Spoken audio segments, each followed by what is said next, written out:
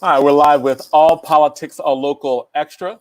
All Politics Are Local is America's number one political hip hop radio talk show.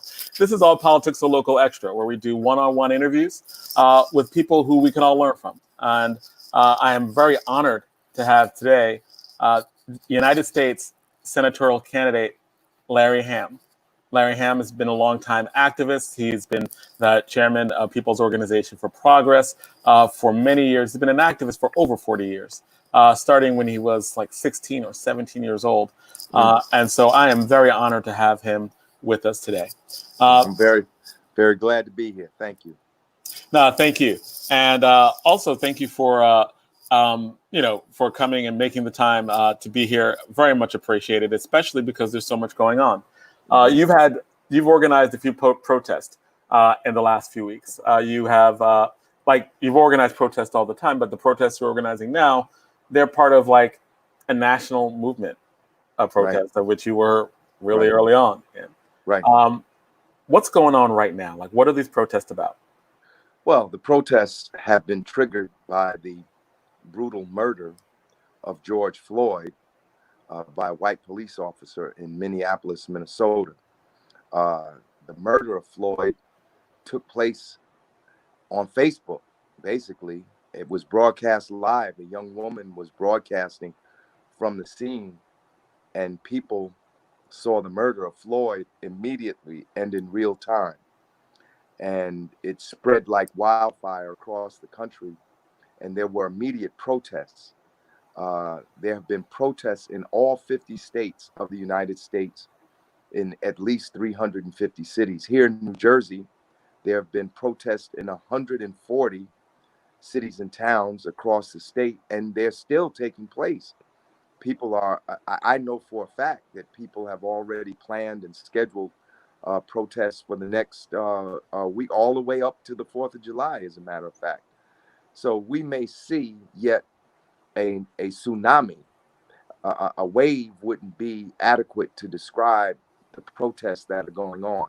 What we're seeing now is a tsunami of protests, not just in the United States, all around the world.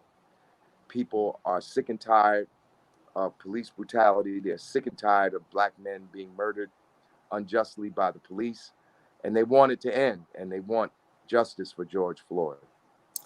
Now, one of the things that seems to be new is the way that defunding the police and abolishing the police are becoming more mainstream. There's a lot of talk, maybe some confusion about what those are. What's meant by those, and what do you think about those, especially in this current very public debate? Right. Well, the people who want to abolish police, they want an end to policing, just like people wanted to abolish slavery. They believe that in contemporary society, we can organize ourselves in such a way that citizens can police their own communities, and they don't need police forces as we see them today to do that. That's one school of thought. Another school of thought is to defund the police, and that's already taking place. Los Angeles announced that it was going to redirect $150 million of money in the police budget to social programs. New York announced that it was going to redirect some millions of dollars from the police budget to youth and educational programs. Even the city of Newark, Mayor Ras Baraka, issued an executive order just a couple of days ago saying that they were going to redirect funds from the police budget to social and educational programs. So those are two schools of thought. There's another school of thought for incremental reform of police, and people are taking a step-by-step approach to try to put a harness on the use of excessive force. Almost immediately after the murder of Floyd, a number of municipalities have banned the chokehold. Floyd was killed with a type of restraining tactic that police use, where actually what Chauvin did was illegal. In fact, his own department said that they weren't supposed to use that type of restraint against someone in custody, but he used it anyway. In some foreign countries, you see soldiers use that knee to the neck of people they're detaining. But a number of police forces have put that against their rules and regulations, but it's not outlawed. So if if someone uses it, they can be disciplined by their department, but they can't be charged with a crime. So a lot of municipalities are banning chokeholds and strangleholds. And so when you're looking at the different things that people are really talking about really intensely right now, whether it was what Congress are doing or things that are like self-actualization, like self-determination or defunding police, that seem to be more mainstream. You've been doing this for a long time, right? Hmm. You've been protesting against police brutality and fighting various fights. Um, I think that a lot of people don't know what those fights, especially protracted fights, look like. Hmm. When did you first uh, get involved with trying to deal with and change police brutality? Well, I began as an activist when I was 17 years old. I was appointed to the school board at the age of 17, becoming the youngest school board member in the history of the country. Fully voting school board member, not student representative. And during the first months of my tenure as a board member, I was able to meet and become associated with Amiri Baraka, the father of Mayor Ras Baraka. And he had an organization called the Committee for Unified Newark. And that organization was consistently raising the issue of police brutality and the need for a police review board in the city of Newark, and was campaigning around police brutality cases that were happening in the early 70s. I served on the school board from 1971 to 1974. And over the years that followed, I had been aware of police brutality cases, but I formed the People's Organization for Progress uh, in 1982, officially founded when we ratified our Constitution in 1983. And we first got involved in a police brutality case here in New Jersey, and that was the murder of Philip Pinnell by Officer Gary Spath. Spath was not convicted, by the way, for the death of young Philip Pinnell. Hmm. Um, but we did go to Teaneck and we did march on a number of different occasions. And for a while, that's how we operated. There was a murder in Newark of two young people in a van, Tasha Mays, and she was pregnant. She and her unborn child were killed in that van by police. That was a case in which we played a supportive role. Later on, Abner Lawima. Even though the Lawima case had happened in New York City, we had programs and rallies in support of Lawima in Newark, New Jersey. In fact, I remember one of them was held at the Newark Public Library. And then that was in 97. Then in 99, Amadou Diallo was killed in February of 1999. We mobilized around that case just like Abner Lawima. We had educational programs and rallies in support of the mother, the family of Diallo, and the activists that had been moving around that case. But the case that really transformed the People's Organization for Progress was that of Earl Faison. Faison was killed several months after Amadou Diallo. Diallo was killed on February 4th, 1999. Faison was killed in Orange, New Jersey on April the 11th, 1999. And to make a long story short, a policewoman, a member of the Orange Police Department, was killed by someone, and the police went on a rampage after that. They arrested several black men, accusing each of being the killer of the officer, Joyce Ann Carnegie. And it was the fate of Earl Faison to fall into the hands of the police when they were on this rampage. And they beat and tortured him to death. Of course, the police denied this. His family demanded justice. We connected with the family, and we had a You campaign said that tortured him to death? Like they literally tortured him to death? yes, yes. In the words of the United States Attorney for New Jersey, Earl Faison died in a stairwell of torture. They beat the man mercilessly at the scene where he was detained or arrested by police. They beat him in the stairwell of the police station, the old Orange police station that still stands on Lincoln and Tremont. And they beat him in his cell and tortured him, sprayed pepper spray into his mouth. One of the police, who was black, by the way, put his gun in Faison's mouth and told him he was going to effing kill him, you know. And then the other one took pepper spray, and instead of spraying it in his face, I mean, even at that close range, it might have killed him, but they sprayed it into his mouth. Wow. And it caused his lungs to collapse. And they denied that they had done all these things, but the truth came out. They were convicted, but what happened in the case, you had a conservative judge, Liflin, who was appointed by Ronald Reagan, and Liflin overturned the unanimous guilty verdict. And we had to go to protest to get the federal government to appeal the case, because they were reticent about doing the appeal because Wait, so you protested, you fought with other people, and I want to ask you a little bit more about like what did that take in order to bring it to a case?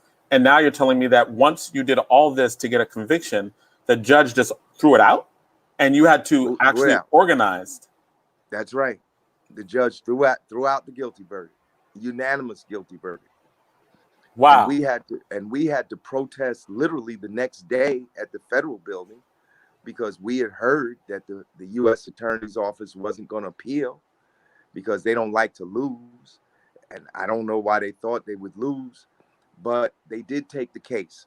But the case was moved out of New Jersey. The appeal was moved to the Third Circuit Court of Appeals in Philadelphia. So they were the federal government allowed the case to be taken from Newark to Philadelphia. That's right. That's right.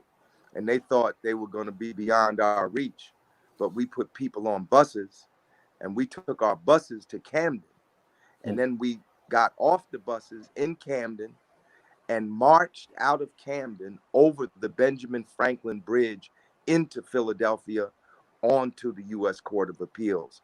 And we went inside and filled up the courtroom. And about 5 months later, the U.S. Court of Appeals ruled that the guilty verdicts had to be upheld in the Faison case. And wow. it took another year. I don't know why. Don't ask me why. It took another year to finally get them sentenced and get them in jail. So from the time they killed Faison to the time they went to jail might have been 4 years. Wow. And then they were it was the first time in the history of New Jersey that 5 police were convicted in connection with a police brutality case. But they weren't convicted of murder. They were convicted on civil rights charges and conspiracy, because those were the only charges that the federal government could bring. The federal government couldn't do homicide.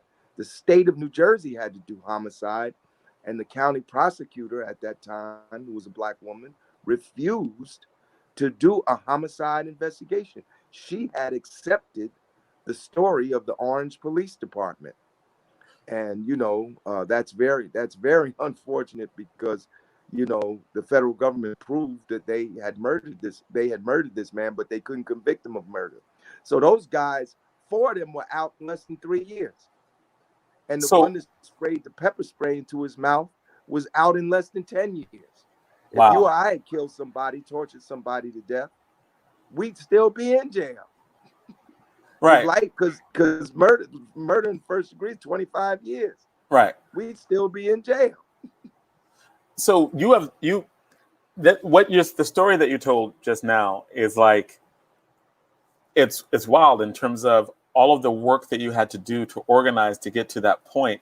There are 2 questions that I have for that. Like, what did it take to have that level of organization? How many people were necessary in order to come out, in order to get even this case to be heard, right? Like it Right. seems like all the denials, like the victory was in you had to admit what you did.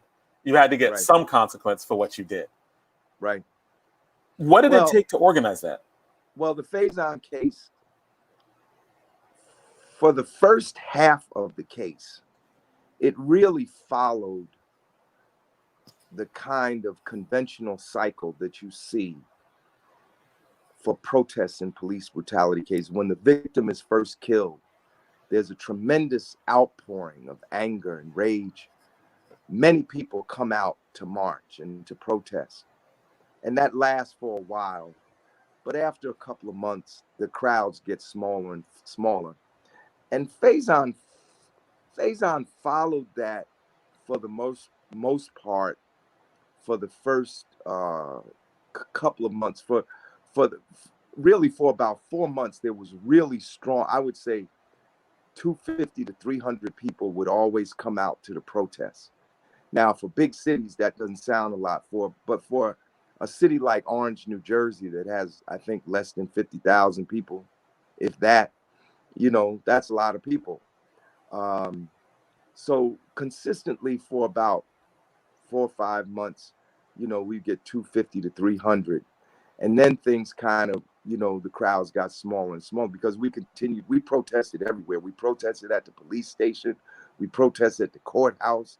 We protested where he was killed. We protested at the city hall. We marched everywhere there was to march in Orange. We marched to try to keep attention on the case. Um, and then the crowds did dwindle. But when the trial started, everything picked up again. And there would be a good, I would say, 75 to 100 people that came out consistently during the course of the trial But in how did you federal do that? district court in Newark. How did you organize to get people to do that? Because like there seems to be, I mean, it didn't happen magically. Like you were an organizer. What are the Right. things that you did to get people out? Well, one of the things that we did, well, the first thing you do is you call a demonstration. You make up 1,000 leaflets. You do press releases. You call the radio station and the television station and the newspapers, and you say we're going to have a demonstration. And you go into the community and you pass out leaflets, and you call your own membership. You mobilize, because Pop was already in. Let's see, Pop was like probably 16, 17 years old. So we already had a built up membership. We had a mailing list that went beyond our members. Every time we had a program or something, we make people sign the attendance sheet. And then, we make up mailing lists and telephone lists. And when we have issue, we call people up and tell them you got to come out. So we already had a constituency to draw on even before we began to work with Faison. But when Faison started, to his family's credit, let me tell you something. The family is critical in these cases. Okay. If the family has a spirit to fight, there's a chance they can get justice. If the family is despondent and broken and disheartened, and for whatever reason can't fight, then it's really hard to build up a campaign around the case. The family is critical in these cases. And Faison was fortunate that he had a family that wanted to fight from day one. They were looking for somebody that would have a protest around the death of their son. They did not believe, there was no question in their mind that the police had killed their son. They told me a couple of days after they killed that they saw the body, and that literally on his forehead was the footprint left by one of the policeman's shoes. They could see that on his dead body, on his forehead, the shoe imprint where they had stomped or kicked on his head, and they wanted to fight. And they wanted to fight from beginning to end. Their fervor for justice did not die down until those police were in jail.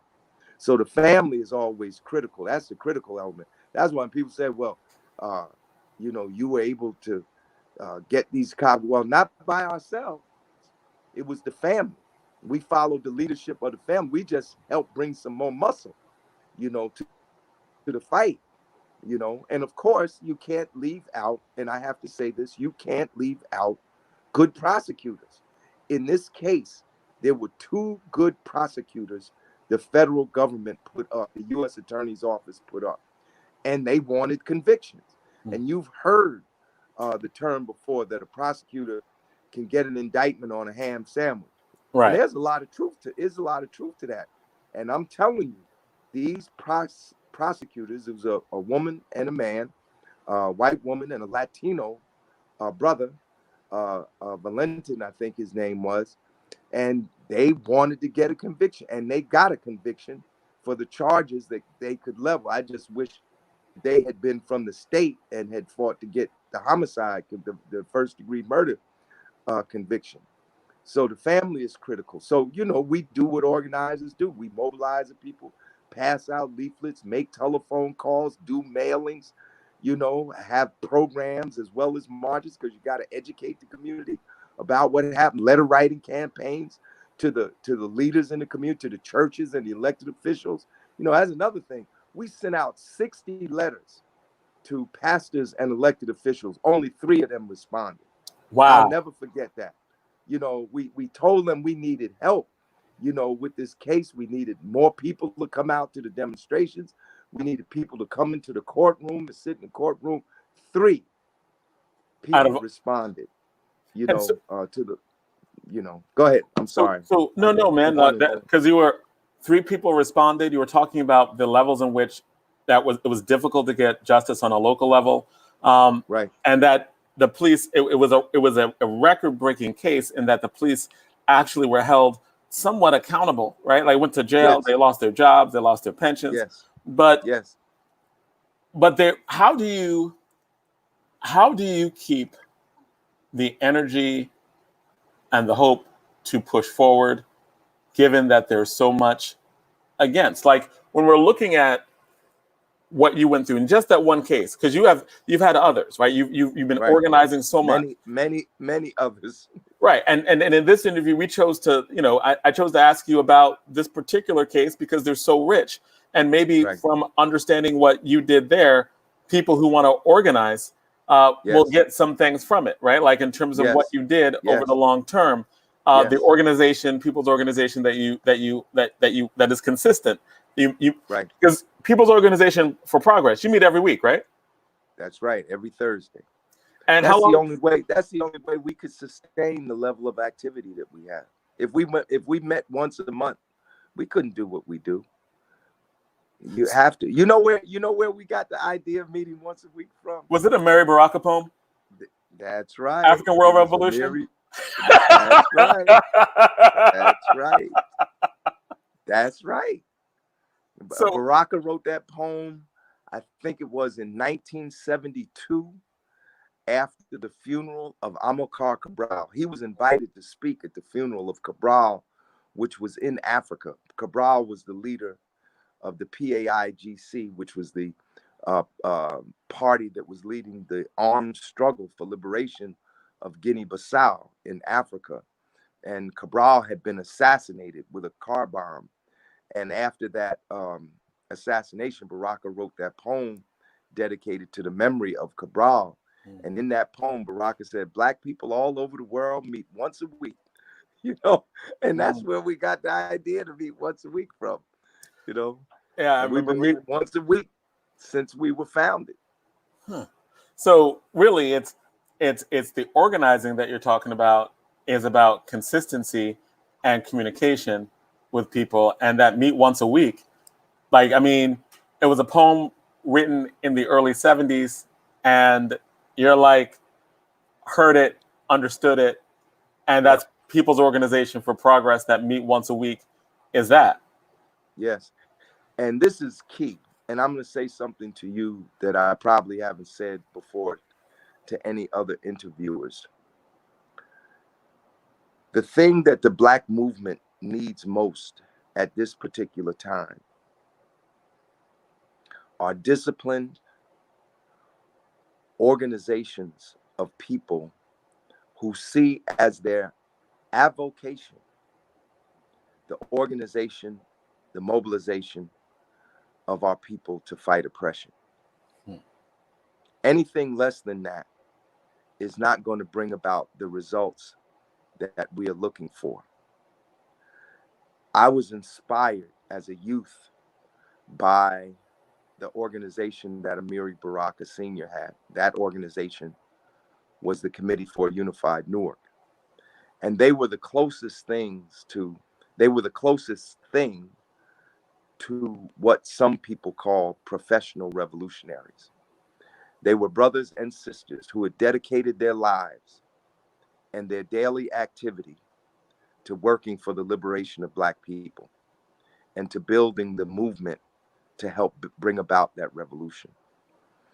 And until we have more of those types of organizations, we're really going to be on a slow, torturous path. I'm not saying we're not going to make any progress. That's what I'm not saying. I'm not saying that. I'm saying that the pace at which we will make progress will be much slower than if we had more organizations like that. We had a lot of organizations like that in the 60s. There was a Committee for Unity, just even in Newark. You had the Committee for a Unified Newark. You had the Black Panther Party. You had the Nation of Islam. You had other organizations in the Black liberation movement. And those organizations are distinguished by the fact that they were 24/7 organizations. They were organizations working around the clock for the liberation of Black people. Now, it's very hard and difficult to sustain these types of organizations because of the level of commitment that is required. And that's why, the original ones are not around today, not only because it's difficult to sustain them, but also because the state, when I say the state, I mean the government, makes war on these organizations. The FBI made war on the Black Panther Party and even on organizations that might not have been considered revolutionary, like the Southern Christian Leadership Conference led by Dr. Martin Luther King. King was Edgar J. Hoover's. He was the enemy that he was Hoover's enemy that Hoover was obsessed with. He was obsessed with destroying Dr. Martin Luther King. I'm sorry. Go ahead. No need to apologize. You're breaking it down. And the question that I would ask is, like, even if Martin Luther King is known now and people think he was bugged and he was attacked by the government and the Black Panthers were attacked by the government. The question is, how was people like you doing positive work for over 40 years? Yes. The organization is an old and established organization now. Yes. How were you able to do that? In addition to, because it's in addition to the unwavering commitment that you have, how were you able to avoid like being destroyed, either internally in terms of just like feeling just overwhelmed, right? Like you're fighting these battles, you're organizing with people. It's highly emotional, and clearly, even when you're engaging in these fights, you are dealing with your own, like you're suffering more trauma, right? Right. How do you deal with both the internal and the external punishment, right? Punishment by the police, punishment by like larger forces like the FBI and COINTELPRO. How do you deal with that and survive? And we're coming toward the end of this interview, but I think that you talking to us about that becomes very important. Well, it's very difficult. Pop has, certainly had its challenges, and we've been challenged.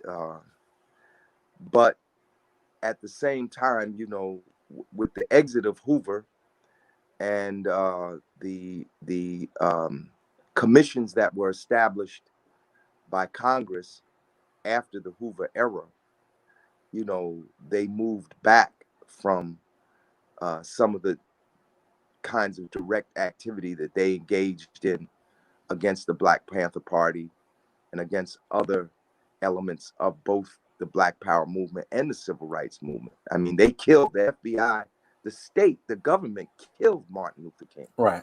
This was established in a court trial brought by Coretta Scott King, that there were at least 11 U.S. intelligence agencies, including the Army U.S. intelligence, all playing some role in the activity that led to the assassination of Dr. King, including the Memphis police.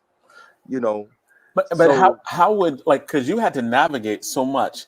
What are some of the right, advice that, because there are a lot of people in the streets right right, now who are organizing there, and right. they, what advice would you Well, give to them the about how you first thing can? I would say, to young people is that they must educate themselves in the midst of organizing. It's not like you either study or you organize. It don't work like that. You you you study while you're organizing. It's not a either or kind of thing. It's not, well, we're gonna do this for a year and then we're gonna do that for a year. It don't work like that. The masses are in motion, and you got to get out there and organize. But while you're organizing, you need to study. And, some of the things that people need to read, they need to read the speeches of Malcolm X. They need to read the speeches of Dr. Martin Luther King. They need to read the speeches of Paul Robeson, of W.E.B. Du Bois. They need to read the books. People don't even know Huey Newton wrote some books, about his experience and the experience of the Black Panther Party. So that study goes along simultaneously with your practical organizing activity. And the study will give you both knowledge and inspiration to continue your fight. And also studying movements. I mean, beyond studying the speeches of people, but actually studying books written about these movements, like the book that Professor William Sales wrote about Malcolm X and the Mm. OAU. When you read these works examining the movements that went before, you'll draw lessons from that, and you will attempt to avoid those mistakes and attempt to use those lessons in your organizing work, and it will help you. So, And so that's one approach. well, we're nearing an end, and I'd like to thank you so much for coming out and for doing this. But with you Thank talking you for about, having me. no, man, it's an honor. And but when you're talking about, what we can learn from people, from the books they have, when is the Yes. biography or autobiography of Larry Hamm coming out? Well, someone is working on the biography of Larry Hamm, and it's gonna be out soon. It's Because I it's want no to read longer it. it's not on the wish list anymore. The manuscript is done, and it's gonna be out, and I would say probably in 2 or 3 months it Okay. should be published. All right. Yes, Well, thank you. That was a bit of a shout out to what you're saying, and also, my sister who's yes. working with that. So shout out to Annette. But Okay, and at Austin. yes, yes, yes. Yeah. But thank you so much for coming out. Thank And you. with what you said at the end, I really do. Like, I mean, that's not. I really do want to read that book because we just covered one small thing, and the lessons that we can learn from that. And I'm not. This is not a. I'm real. The lessons that we can learn from you and your struggle are invaluable. Even I didn't know a lot of what you said in your interview, and so thank you for Mm. for telling me this now. And I definitely, in a very sincere and real way, look All forward right. to learning even more. So thank you. Thank you so much, and you take care. Stay safe. Stay Yes, you well. you stay safe as well. You